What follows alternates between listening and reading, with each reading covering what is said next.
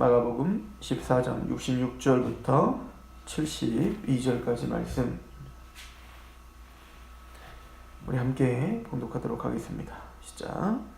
베드로는 아랫뜰에 있더니 대제사장의 여종 하나가 와서 베드로가 불 쬐고 있는 것을 보고 주목하여 이르되 너도 나사렛 예수와 함께 있었도다 하거늘 베드로가 부인하여 이르되 나는 내가 말하는 것이 무엇인지 알지도 못하고 깨닫지도 못하겠노라 하며 앞들로 나갈새 여종이 그를 보고 곁에 서 있는 자들에게 다시 이르되 이 사람은 그 도당이라 하되 또 부인하더라. 조금 후에 곁에 서 있는 사람들이 다시 베드로에게 말하되 너도 갈릴리 사람이니 참으로 그 도당이니라. 그러나 베드로가 저주하며 맹세하되 나는 너희가 말하는 이 사람을 알지 못한다 하니 닭이 곧 두 번째 울더라. 이에 베드로가 예수께서 자기에게 하신 말씀 곧 닭이 두 번 울기 전에 내가 세 번 나를 부인하리라 하심이 기억되어 그 일을 생각하고 울었더라. 아멘. 예수님께서 공회에 잡혀서 사실은 불의한 재판을 받으시는 장면을 우리가 상고했습니다. 제자들의 심정을 우리가 한번 좀 헤아려 보면 이 제자들은 예수님을 메시아 그리스도라고 믿었어요. 그런데 이제 문제는 예수님이 말씀하시는, 특별히 이제 하나님이 의도하시는 그리스도 되심, 메시아 되심, 다윗의 왕 되심을 이들은 오해하고 있었죠. 그러니까 예수님은 끊임없이 십자가에 죽어야 됨을, 고난당하고 3일 만에 부활해야 됨을 말씀하셨어요. 그리고 너희들이 나를 따른다는 것은 자기 십자가를 지고 따르는 거야 라고, 고난의 길을 걷는 것이다 라고 하는 것을 이야기합니다. 그러나 이 제자들은 그 말씀을 들으려 하지 않죠. 그래서 베드로의 태도를 보면 내가 고난을 당하고 제3일 만에 다시 살아날 것이다, 죽고 다시 살아날 거야 라고 말할 때 고난을 당할 거다, 죽을 거다 라고 하는 말에 항변을 하였다 라고 이야기를 했고, 두 번째 예수님께서 또 십자가와 부활, 고난을 또 말씀하실 때 제자들은 그때는 이제 그 묻기를 두려워하더라 이렇게 얘기하죠. 왜냐면은 베드로가 막 항변하니까 예수님께서 사탄아 물러가라 했지 않습니까? 네가 하나님의 일을 생각하지 않고 땅의 일을 생각한다 이거예요. 그러니까 하나님의 뜻과 하나님의 말씀에 의거하여 메시아를 믿는 게 아니라 땅의 일이죠. 즉 나의 욕심과 어떤 내 인간적인 어떤 생각으로 예수를 만드는 겁니다. 그러니까 메시아를 네가 스스로 만든 거야. 그러니까 이 제자들이 묻기도 두려워해요. 왜냐면 이제 말을 할 수 없고, 왠지 말하면은 혼날 것 같고, 또 그건 듣기는 싫고, 굉장히 시무룩하죠. 그리고 세 번째 또 예수님께서 고난에 대한 이야기를, 그러니까 세 번을 예수님께서 고난과 부활에 대한 것을 이야기했지 않습니까? 성만찬 때 배신할 자가 있다라고 이야기를 했을 때에도 이 베드로는 이 사람들이 떠날지라도, 이제 그러니까 베드로는 이렇게 생각했던 거예요. 자꾸 주님은 고난당하신다, 이건 말도 듣기 싫은데 또 내가 죽을 때는 너희들이 다 도망갈 거야, 나를 버릴 거야. 근데 이거는 우연이 아니라 하나님께서 이미 목자를 쳐서 흩으신다 라고 하는 그 말씀의 성취야 라고 말씀을 했는데도 불구하고 이 베드로가 아마 듣기도 싫었고, 또 아마 마음에 더 결의를 했던 것 같아요. 주님이 아무리 그렇게 말할지라도 아마 이 주님은 나를 못 믿나 보다, 우리를 못 믿나 보다. 주님 그런 말 하지 마. 내가 혹시 이 제자들이 다 떠날지라도, 그러니까 이 사람들이 다 떠날지라도 나는 절대 떠나지 않습니다. 나는 절대 떠나지 않을 뿐더러 당신을 죽으시면 나도 함께 죽습니다. 그러니까 그렇게 진심으로 이야기했겠죠. 결의에 차서 이야기했겠죠. 그때 예수님께서 했었던 말이 무엇입니까? 시몬아, 네가 다 울기 전에 나를 3번 부인할 거야. 그때 이제 그 예언을 하셨던 거란 말이에요.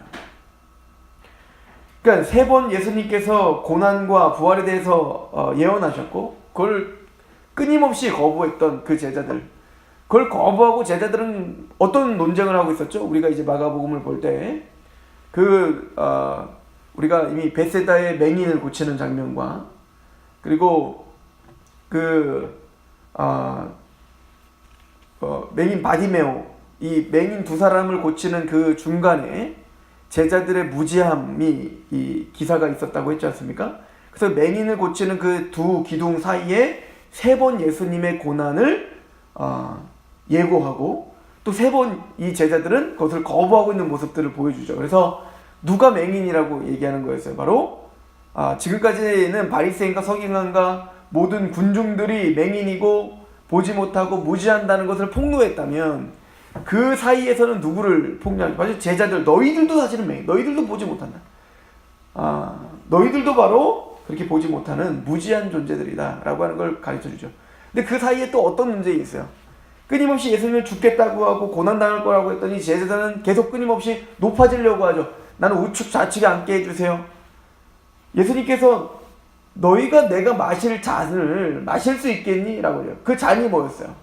그래서 얼마 전에 우리가 상고했듯이 겟세마네 동산 예수님께서 기도하실 때, 아버지여 이 잔을 할 수만 있으면 좀 벗어날 수 있도록 옮겨주십시오. 이 잔을 짊어지기에 너무너무 버겁고 너무 두렵습니다. 이 잔이 뭡니까? 바로 진노의 포도주 잔이잖아요. 그러니까 하나님이 죄인에게 퍼부어주실 그 진노의 잔, 감당할 수 없는 하나님과의 단절이 있는 그 잔인데, 그 잔을 우리의 모든 죄를 담을, 우리의 모든 죄에게 다 쏟아부어 완전히 초토화시켜버릴 그 잔인데, 멸절시켜버릴 그 잔인데, 그 잔을 누가 받으시겠다는 거예요? 예수님께서 홀로 그 잔을 담당하시는 게 십자가란 말이에요. 이 잔을 할 수만 있으면 이 잔을 옮겨주세요 했던 그 잔. 그래서 제자들에게 물어봤던 거예요. 네가 이 잔을 마실 수 있냐? 내가 우이정 좌이정, 내가 우측 좌측에 높은 자리에 앉게 해주세요. 주님이 그 나라를 세울 때 내가 그렇게 높아지게 해주십시오 라고 말하고 있는 제자들에게 네가 진짜 내 잔을 마실 수 있겠는가? 그랬더니 제자들이 그 잔이 뭔지도 모르고, 예, 나는 마실 수 있습니다. 다시 말씀드리지만 그들은 그 잔이 고난에 쓴 잔이 아니라, 그들은 그 잔이 축배의 잔이었던 걸 알았던 거예요. 이 예루살렘을 평정하고 로마를 평정하고 이제는 기쁜 마음으로 같이 한번 들이키자라고 하는 그런 잔인 줄 알았다고요. 그러나 예수님이 받으시려고 했던 잔은 고난의 잔이었죠. 그러니까 그렇게 제자들은 무지했고, 그럼에도 불구하고 그 무지함을 알지 못했죠. 그게 대표적인 베드로였던 거예요. 그렇게 난 무지한데? 아니라는 거예요. 이 사람들 다 떠나도 나는 절대 주님 떠나지 않겠다는 겁니다. 주님이 오해하고 있다는 겁니다. 주님이 뭔가 잘못 알고 있다는 겁니다. 나는 절대 주님 떠나지 않습니다. 다시 말씀드리면 이 베드로는 그때 그 고백은 진심이었고, 그의 최선이었고, 그의 결단이었고, 정말 생명을 다 바치려고 하는 마음이 있었을 거란 말이에요. 근데 주님은 그 베드로의 그 고집, 또 그 베드로의 결단, 그 베드로의 어떤 그 자신을 의지하는, 또 뭔가 내가 주님을 위해서 해드릴 수 있다라고 하는 그 생각, 그걸 허물어뜨려 버리는 겁니다. 그 첫 번째가 뭐였습니까? 겟세마네 동산에서 내가 아버지여 이 잔을 옮겨주십시오. 너무너무 근심이 되고 너무 고통스럽고 땀방울이 핏방울이 되도록 그렇게 온 스트레스를 다 받으시면서 그렇게 하나님께 기도하며 나가실 때, 예수님께서 나를 위해서 잠시만 깨어서 기도해달라, 내가 심히 고통스럽다라고 호소하셨습니다. 예수님이 제자들에게 그렇게 호소하거나 예수님이 제자들에게 뭔가를 그렇게 심각하게 부탁한 건 그때 처음이에요. 그러면 이 제자들도 그 예수님의 모습을 보면서 사실은 인지했단 말입니다. 너무 근심스러웠어요. 예수님의 모습을 보며 너무 고통스러웠어요. 왜? 예수님이 죽는다고 하죠. 고난당할 거라고 하죠. 지금처럼 그렇게 멋지고 막 오병이어 기적을 베풀고 막 파도를 잠잠케 하고 바람을 멈추게 하고 병들을 고치고 죽은 나사로를 나오게 하고, 그 바리새인과 서기관과 제사장 어떤 누구에도, 그 어떤 누구가 와도 그 권세 있는 말씀으로 그냥 다 무릎 꿇게 하고 그랬던 위험 있는 예수님의 모습이 아닌 거예요. 너무너무 두려워하고 있는 모습에 제자들은 너무 두렵고, 그래서 그 큰 고통 때문에 잠이 오는 거죠. 주님은 너희가 한시도 나와 깨어있지 못하느냐, 3번이나 그걸 얘기를 하죠. 나를 위해서 좀 일어나서 깨어 기도. 다 3번이요. 고난 예고도 3번이고요. 또 나를 위해서 좀 깨어 기도해달라라고 하는 것. 그러나 제자들은, 특히 베드로는 내가 목숨도 내어 바치겠습니다 라고 했지만 자기 잠 하나를 이기지 못하는 게 베드로요? 우리인 겁니다. 예수님께서 이제는 십자가의 불의한 재판을 받으시고 이제는 빌라도에게 가야 될 상황이 됐습니다. 이제 사형 언도를 받게 되는 거예요. 그리고 이 재판은 증거를 찾지 못했지만 어쨌든 굴레를 씌워서 예수를 죽이고자 하는 그 악함이, 모든 악함이 지각적으로 예수님께 퍼부어진 재판이었습니다. 베드로는 이제 예수님을 통해서 그날이 올 것이라고 믿었고, 또 그래서 예수님을 잡으러 온 군병들을 향하여 정말 내가 말한 대로 내가 칼을 빼들고 그 제사장의 그 하인의 종을 쳤지만, 예수님은 그 베드로에게 네 칼을 칼집에 꽂으라, 칼로다가 이 하나님의 나라가 이루어지는 게 아니야, 내가 그의 날이 임하는 것은 내가 십자가에 죽어야 되는 것이야 라고 하는 것을 사실은 이야기하신 거예요. 그때서야 제자들은 정신이 번쩍 든 겁니다. 진짜구나, 이 고난을 당하고 십자가에 죽는다는 것이 진짜구나. 그래서 너무 겁나 다 도망간 겁니다. 그런데 베드로는 그래도 예수님이 어떻게 되나 너무 궁금했던 거죠. 그래서 우리가 그 옷도 다 내팽개치고 벌거벗고 도망가고 다 그렇게 창피를 무릅쓰고 예수님을 떠나 막 도망갔던 그 제자들이었어요. 그럼에도 불구하고 한쪽에서는 죄송한 마음도 있고 또 어떻게 되는 것인가에 대한 궁금증이 생겨 예수님을 끊임없이 따라가는 겁니다. 근데 오늘은 그런 베드로에게 66절에 베드로는 아랫뜰에 있더니 대제사장의 여종 하나가 와서 베드로가 불 쬐고 있는 것을 보고 주목하여 이르되 너도 나사렛 예수와 함께 있었도다. 베드로가 부인하여 이르되 나는 내게 말하는 것이 무엇인지 알지 못하고 깨닫지도 못한다. 그러니까 목숨을 걸겠습니다 라고 했던 베드로가 누구 앞에서도 예수님을 시인할 수가 없는 거예요. 여종 앞에서, 한 어린 여자아이 앞에서도 그 예수님을 시인할 수가 없는 거예요. 너무 두려워서. 예수님께서는 제자들에게 이미 말씀을 하셨지 않습니까? 우리 마태복음 10장에 보면 제자들 파송하시면서 너희들이 사람들 앞에서 나를 시인하면 나도 하나님 앞에서 너희를 시인할 것이고, 그런데 그 말씀을 다 들었던 베드로인데, 그 베드로는 여자 앞에서도, 그 조그마한 여자의 앞에서도 예수님을 두려워 시인할 수 없는 그 나약함을 직면하는 겁니다. 내 목숨을 내어 던진다고 했지만 나는 주님을 이렇게 부인할 수밖에 없는 자구나 하는 것을 직면하는 거죠. 그랬더니 나는 그걸 깨닫지도 못하겠노라, 무슨 말하는지도 모르겠노라, 이렇게 이야기를 합니다. 그러니까 그 여종이 그를 보고 또 와서 이야기하는 거예요. 아니다, 너는 그 도당이라 한패다 이거야. 그죠? 그랬더니 70절에 또 부인하더라. 조금 후에 곁에 있는 사람들이 다시 베드로에게 말하되 너도 갈릴리, 그러니까 또 사람들, 그 옆에 있는 사람들이 이제는 그 여자의 말을, 그래 너도 그 갈릴리 사람 아닌가, 너도 갈릴리에서 그 사람과 같이 다녔던 그 도당 아닌가, 맞다, 나도 너 봤다. 그 예수라는 작자가 그렇게 신성모독하며 다닐 때 그 옆에 나 너 봤어.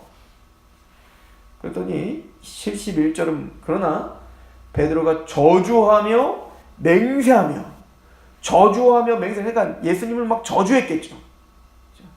저주하면서 내가 정말 그런 작자를 내가 정말 따라다니는 사람이었다면 내가 맹세컨대 내가 뭐 지옥을 가겠다, 내가 하나님의 자손이 아니다, 뭐 그렇게 뭔가를 맹세했겠죠. 나는 너희가 말한 이 사람을 진짜 알지 못한다. 3번이나 주님을, 목숨을 걸고 주님을 위해서 싸우겠다 했던 베드로가 자신이 원했고 자신이 그렸던 메시아 사상이 무너지니까 그들은, 이 베드로는 3번이나 예수를 부인하되 저주하며 맹세하며 그 예수를 부인하고 있는 모습을 볼 수 있습니다. 이게 우리인 거예요. 이게 인간입니다. 때마침 3번째, 저주하며 예수를 부인하자 72절에 닭이 곧 2번째 울더라. 이에 베드로가 예수께서 자기 하신 말씀이 곧 닭 2번 울기 전에 내가 3번 나를 부인하라 하심이 기억되어 그 일을 생각하고 심히 통곡하였더라고 다른 그 복음서에는 이야기죠. 여기 울었더라. 심히 통곡하고 비참함을 깨달은 거야. 내가 그렇게 주님께서 닭 울기 전에 네가 나를 부인할 것이다 라고 말했을 때 그런 말 하지 말라고. 절대 그럴 수 없다고. 부인했던 나인데 맞군요. 당신은 그런 나의 연약함을 알고 있었군요. 자신의 그 비참함을 보면서 정말 심각하게 통곡하며 울었어요. 근데 여기에 사실은 누가는 하나를 더, 누가는 사실 의사였기 때문에 굉장히 그 구체적인 진술을 하는데요.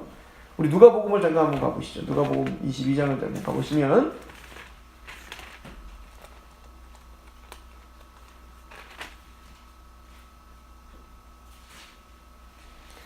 22장 59절에 보면 1시간쯤 있다가 또 한 사람이 장담하여 이르되 이는 갈릴리 사람이니 참으로 그와 함께 있었느니라. 베드로가 이르되 이 사람아 나는 내가 하는 말을 알지 못하노라. 아직 말하고 있을 때에 그렇게 나는 네가 뭔 말하는지 모르겠어 라고 말이 끝나기도 전이에요. 말하고 있을 때에 닭이 우는 거야. 그죠? 나는 무슨 말인지 몰라 라고 하고 있는데 막 닭이 우는 겁니다. 그리고는 그때 61절에 보니까 주께서 돌이켜 베드로를 보셨다.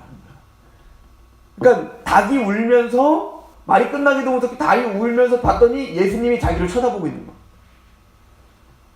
그리고는 그 닭이 울었죠. 주님이 나를 쳐다보시죠. 베드로가 주의 말씀 곧 오늘 닭 울기 전에 내가 3번 나를 부인하라 하신 말씀이 그때 다 같이 생각나는 거예요. 베드로의 심정이 어땠을까요? 주님은 어떤 눈으로 베드로를 쳐다봤을까요? 봤지요 놈아, 맞지? 너 떠났지? 내가 잘 맞췄지? 이런 거겠습니까? 예수님은 얼마나 국률이 그를 쳐다봤겠습니까? 베드로가 예수님이 자신을 몸을 돌이켜 닭이 울기가 예수님도 베드로가 궁금했던 거예요. 베드로가 따라왔던 걸 알고 있었던 거죠. 닭이 울자 예수님은 국률의 눈빛으로, 자비의 눈빛으로, 걱정스러운 눈빛으로 예수님은 그 베드로를 쳐다보고 있었겠죠. 그 눈빛을 또 예수님의 예언대로 그 닭 울기 전에 3번 나를 부인할 거야 라고 하신 말씀, 베드로는 그걸 감당할 수가 없었던 거야. 너무너무 두려웠고 또 너무너무 죄송했고 또 자신의 모습이 너무 비참한 거예요. 나중에 그래서 예수님이 부활했다는 소식을 너무 기뻐했지만 그 소식을 안도함을 갖고 다시 어디로 가는 겁니까? 갈릴리로 갈 수밖에 없는 거예요. 나는 자격이 안 되는구나. 나는 주님을 위해서 목숨을 걸겠습니다 라고 해서 뭔가 주님을 위해서 할 수 있다고 생각했는데 나는 아무것도 아닌 존재였구나. 나는 그 여종 한 명 앞에서도 주님을 감히 고백할 수 없는 그런 두려움 많은 자요, 무능한 자요, 주님을 배반하는 자요, 그것 때문에 하염없이 울고 통곡할 수밖에 없었던 거예요. 저는 이때 무엇이 더 생각났을겠다 생각합니다. 누가복음은 이것을 더 구체적으로 이야기를 하는데요. 22장을 다시 한번 보시면 24절부터 예수님이 그 베드로가 부인할 것을 예언하는 장면 아닙니까?